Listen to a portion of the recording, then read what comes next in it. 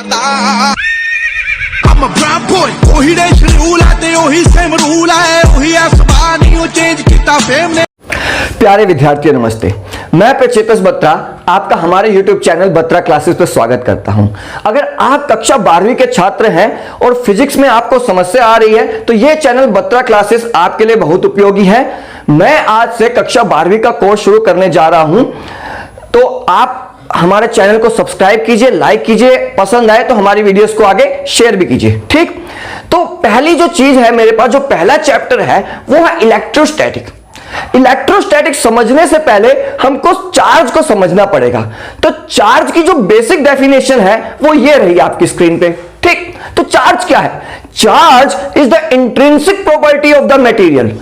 और इस प्रॉपर्टी से, यानी इस चार्ज से दुनिया के सारे ऑब्जेक्ट बने हैं। हर चीज में जो बेसिक पार्टिकल है, जो बेसिक चीज है वो है चार्ज, इलेक्ट्रॉन और प्रोटॉन्स की फॉर्म में। ठीक, अब अगर सोचिए मुझे आपके बारे में जानना होगा तो मैं क्या देखूंगा कि आप चश्मा पहनते हैं कि नहीं पहनते, आपकी हाइट कितनी बड़ी है, आपके बालों का कलर क्या है, आपके स्किन टोन का कलर कैसे है। ये आपकी प्रॉपर्टीज हैं जो आपको डिफाइन करती हैं। उसी तरह अगर मुझे चार्ज को समझना है तो मुझे चार्ज की प्रॉपर्टीज को स्टडी करना पड़ेगा जो चार्ज को डिफाइन करती है। तो भाई साहब, एच.सी. वर्मा से लेकर एस.एल. अरोड़ा तक उठा के देख लीजिएगा, जो पहली प्रॉपर्टी मेरे पास आती है वो आती है चार्ज इज क्वांटाइज्ड। अब देखिए इस क्वांटाइजेशन वर्ड का मतलब क्या है। मेरे पास फॉर्मूला है Q is equals to plus minus N E. ठीक, Q मेरे पास चार्ज है, N मेरे पास एक नंबर वैल्यू है, एक इंटीग्रल वैल्यू है, और E मेरे पास एक इलेक्ट्रॉन है। E की वैल्यू हम सब जानते हैं होती है 1.6 इंटू 10 की पावर माइनस 19 कूलम। ये वैल्यू होती है E की। अब देखिए क्वांटाइजेशन मतलब क्या है। ये चार्ज की जो वैल्यू है ना, ये डिस्क्रीट फॉर्म में है, ये कॉन्टिन्यूअस फॉर्म में नहीं है। माने इस Q की वैल्यू आएगी plus minus 1 electron, plus minus 2 electron, plus minus 3 electron. 1 से 2 आने के लिए कोई कॉन्टिन्यूअस पाथ नहीं है, डिस्क्रीट पाथ है। 1 के बाद सीधा 2 ही आएगा चार्ज, यानी चार्ज 1.1 इलेक्ट्रॉन कभी नहीं हो सकता, चार्ज 1.3 इलेक्ट्रॉन कभी नहीं हो सकता। यह मतलब है क्वांटाइजेशन का कि there is no continuous pathway. ठीक, there is a discrete pathway. Discrete मतलब different, point wise point, integral form में, यानी Q is equals to 1 electron, 2 electron, 3 electron, 4 electron. तो इस तरीके की जो प्रॉपर्टी है उसको हम कहते हैं क्वांटाइजेशन ऑफ चार्ज।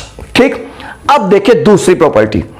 सपोज मैंने एक ग्लास उठाया, पानी का, शीशे का गिलास है, बड़े लोग हैं शीशे के गिलास में पीते हैं पानी। ठीक, तो शीशे का गिलास उठाया, पर वो हुआ क्या, मेरे से वो गिलास टूट गया, मतलब छूट गया और नीचे गिरते ही वो टूट गया।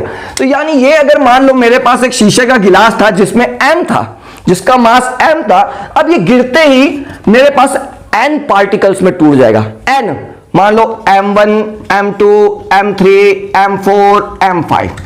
ठीक, यानी इस टोटल मास की जो वैल्यू आएगी, टोटल ग्लास का जो मास था, अब मेरे पास वो छोटे छोटे n पार्टिकल्स के मास के बराबर आ गया।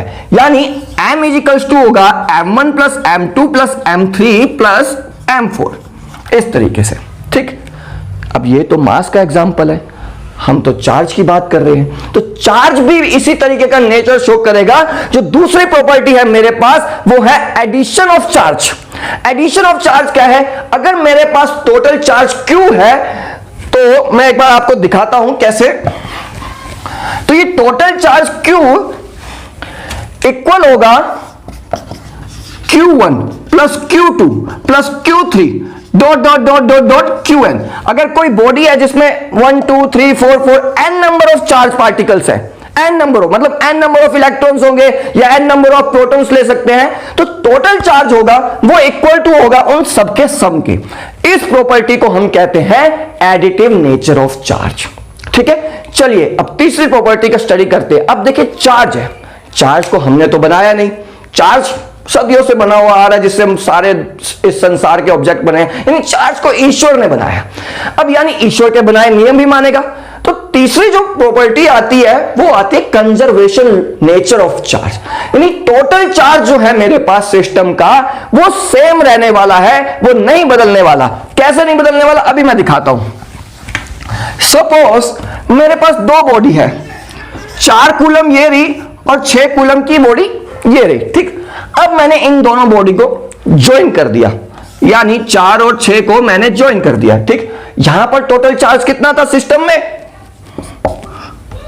4 + 6 10 कूलम।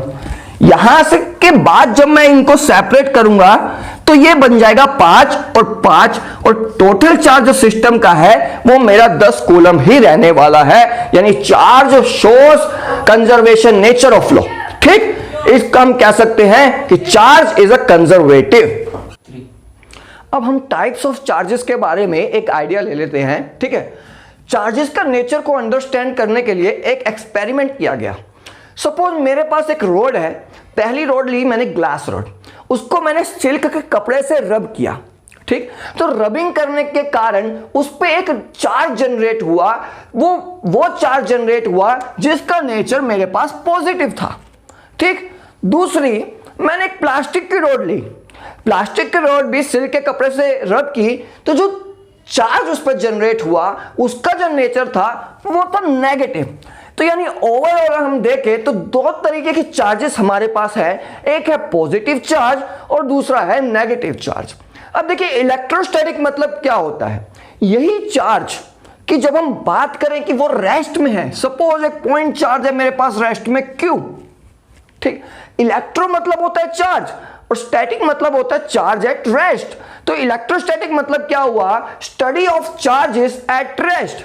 यही चार्जेस हमारी एक स्ट्रॉन्ग इलेक्ट्रोस्टैटिक फोर्स प्रोड्यूस करते हैं, इलेक्ट्रिक फील्ड प्रोड्यूस करते हैं, इलेक्ट्रिक पोटेंशियल प्रोड्यूस करते हैं, और इन्हीं की स्टडीज हम आगे इसी चैप्टर में करेंगे, ठीक। तो इलेक्ट्रोस्टैटिक मतलब आपको समझ में आ गया होगा। अब हम इस पे कुछ क्वेश्चंस करके देखते हैं, आपको समझ में आ जाएंगे चार्ज पे।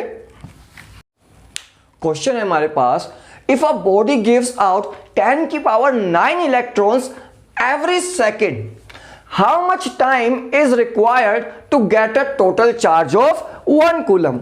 हमको 10⁹ इलेक्ट्रॉन्स दिए हुए हैं 1 सेकंड में, ठीक। तो Q = NE, N मुझे 10⁹ दिया हुआ है, एक इलेक्ट्रॉन का चार्ज मेरे पास होता है 1.6 × 10⁻⁻19 कूलम।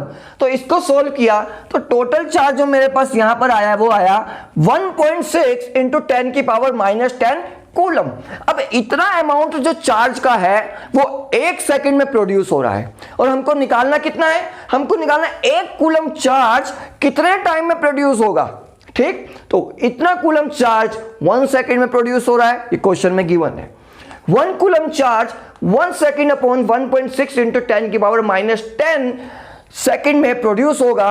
अब देखिए इसको यहां सोल्व करेंगे तो ये आ जाएगा 6.25 × 10⁹9 सेकंड, ठीक। अब इसको ईयर्स में अगर हमें निकालेंगे तो 1 घंटे में 3600 सेकंड होते हैं, तो वो ये आ गया 24 या डेज होते हैं, और 365 हमारे पास टोटल 24 घंटे होते हैं, और 365 हमारे एक ईयर में टोटल दिन होते हैं। तो उस हिसाब से लगभग हमारे 200 ईयर के आसपास आंसर आने वाला है।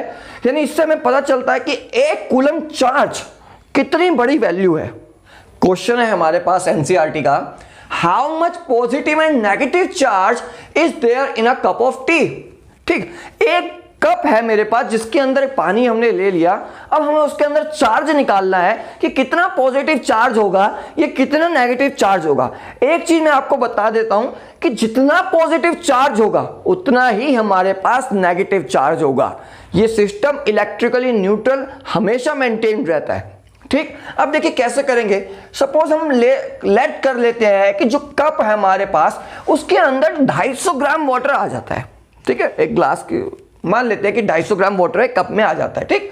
अब मास ऑफ वाटर कितना होता है, मोलिकुलर मास क्या होता है वाटर का, 18 ग्राम, हम जानते ही हैं, ठीक। अब देखिए मेरे पास नंबर ऑफ मोल्स का फॉर्मूला होता है, number of moles is equals to given mass upon molar mass is equals to number of molecules, atoms और पार्टिकल्स अपॉन एवोगैड्रो नंबर, ठीक।